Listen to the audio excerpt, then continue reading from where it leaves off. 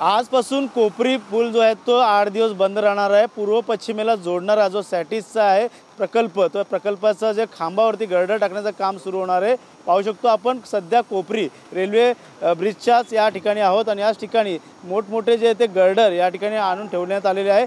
100 ton असणारे हे girder त्यांना 500 ते 700 च्या टनाचे हे क्रेन हे उचलून या पिलरवरती ठेवणार आहे आणि या पिलरवरती मोठ्या प्रमाणात आता काम जे आहे ते दुपारपासून सुरू होणार आहे। त्यामुळे 8 दिवस ह्या लगत जो आहे तो कोपरी उड्डाण पूल जे आहे ते बंद करण्यात येणार आहे। वाहतूक विभागाकडून पर्याय मार्ग जे आहे ते वळवण्यात आलेला आहे। त्यामुळे पहिलीच वाहतूक कोंडीमध्ये ठाणेकर जे आहे ते गेल्या काही दिवसापासून त्रस्त आहे, तर अजून आणखी 8 दिवस जे आहे ते याच कोपरी पुलावरचं कामानिमित्त कोपरी पूल बंद असल्यामुळे या ठिकाणची वाहतूक वळवली जाणार आहे। त्यामुळे इतरत्र वाहतूक वळवल्यानंतर पर्याय मार्ग देखील वाहतूक विभागाकडून देण्यात आलेला आहे। त्यामुळे या गर्डरचं सॅटिसचं काम जे ते मोठ्या प्रमाणात सुरू असणार आहे। रात्री मध्यरात्री देखील रेल्वेकडून मेगा ब्लॉक घेतला जाणार आहे। 100 टनचे हे गर्डर जे ते दाखवू शकतो, आपण पाहू शकतो मोठे मोठे गर्डर या ठिकाणी ठेवण्यात आलेले आहे आणि हेच गर्डर जे ते कोपरी च्या रेल्वे उड्डाणपुलाच्या बाजूला सॅटिस प्रकल्पावरती ठेवले जाणार आहे। मात्र काही कोपरीकर असेल या कॉन्ट्रॅक्टर असेल त्यांच्याकडून आपण जाणून घेणार आहोत। सर, कशा प्रकारचं बघतात हे काम जे आहे ते ज्या पद्धतीने सुरू आहे त्या पद्धतीने 8 दिवस जे आहे ते कोपरी उड्डाणपूल जे आहे ते बंद असणार आहे, कसं पाहताय?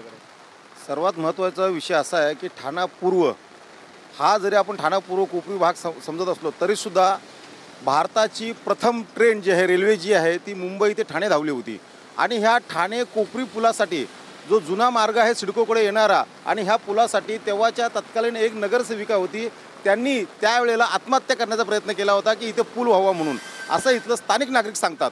आता मला हे सांगायचं आहे की हा जो सॅटिसचा जो प्रकल्प घेतलेला आहे हा सॅटिसचा प्रकल्प कोणासाठी नेमका घेतलेला आहे, ह्याच्यातनं काय होणार आहे मला सांगा बरं। तुम्ही जर इकडे आता फिरलात ठाणा पूर्वमध्ये कुठेही जा आणि जर कुठेही जर तुम्ही फिरलात तर तुमच्या लक्षात येईल जिकडे जाईल तिकडे फक्त आणि फक्त चोहू बाजूकडे नुसतं धुळीचं साम्राज्य आहे, वाहतूक कोंडी आहे। आता हा जो गर्डर टाकतायत ह्या गर्डरचा मूळ उद्देश काय आहे मला सांगा बरं। इथे शाळकरी मुलं आहेत, त्याच्यानंतर इथे आबाल वृद्ध माणसं आहेत, त्यांच्यासाठी तुम्ही मार्गिका राखून ठेवणार आहात का फक्त विकासाच्या नावाखाली एक कोणाचं तरी चांग भलं करायचं आहे असं मला वाटतंय। मला वाटतं एकंदरीत ठेकेदारांचे अनेक आंदोलनं झाले, त्या संदर्भात देखील तुम्ही विभागीय अध्यक्ष आहे, त्यात तुमची प्रतिक्रिया काय असणार आहे? अत्यंत वाईट परिस्थिती आहे कंत्राटदारांची।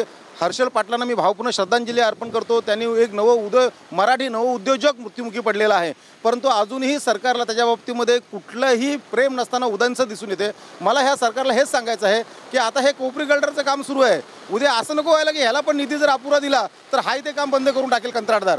त्यामुळे सगळ्याचं नियोजन पहिलं व्यवस्थित करा। विकास करत असताना विकासाच्या नावाखाली नागरिकांना त्रास, कंत्राटदारांना त्रास कृपया सरकारने असं करू नये आमची त्यांना विनंती आहे। नक्कीच कोपरीकरांना 8 दिवस जे आहे ते आता वळण मार्गावरती पर्यायी मार्ग देण्यात आलेला आहे, कसं बघतात या ठिकाणी? सर्वप्रथम मी तुमचा आभार मानतो की तुम्ही ह्या गोष्टीची दखल घेतलात की नागरिकांना काय समस्या आहे ते उद्भवेल। या गर्डरच्या कामानिमित्त जे 8 दिवस रस्ता बंद होणार आहे त्याच्यामध्ये कोपरीकरांना सर्वात जास्त त्रास सहन करावा लागणार आहे। तुम्हाला तर माहिती आहे कोपरीकर हा भौगोलिकदृष्ट्या कोपरी हा ठाणे जिल्ह्यातला कोपऱ्यातला विभाग आहे। इथून पलीकडे जायचं असेल तर आपल्या 2 मार्ग आहेत, त्यापैकी एक सिडको आणि दुसरा हा, आणि हा मार्ग 8 दिवस बंद।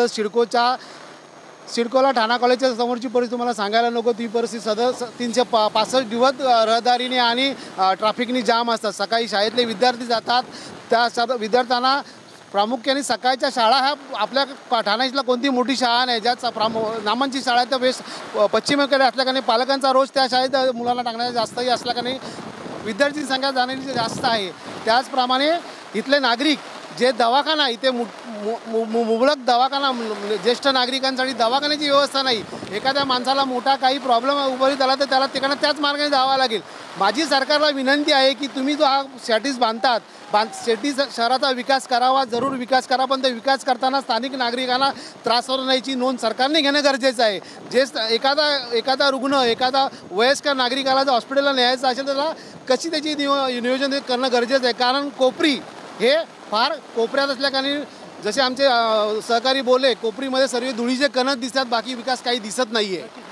या ठिकाणी जो आहे तो 8 दिवस जो पूल हा तो वाहतुकीसाठी बंद राहणार आहे, त्यामुळे नक्कीच या ठिकाणी कोपरीकर असेल या पूर्व पश्चिमेला जोडणाऱ्या आजूबाजूच्या परिसरातल्या लोकांना मोठा नाहक त्रास सहन करावा लागणार आहे। त्यामुळे या पुलाचं आता काम कधी लवकरात लवकर पूर्ण होईल हे देखील पाहणं गरजेचं राहणार आहे। कॅमेरा अथर्वसह गणेश सुराट, TV9 मराठी, ठाणे।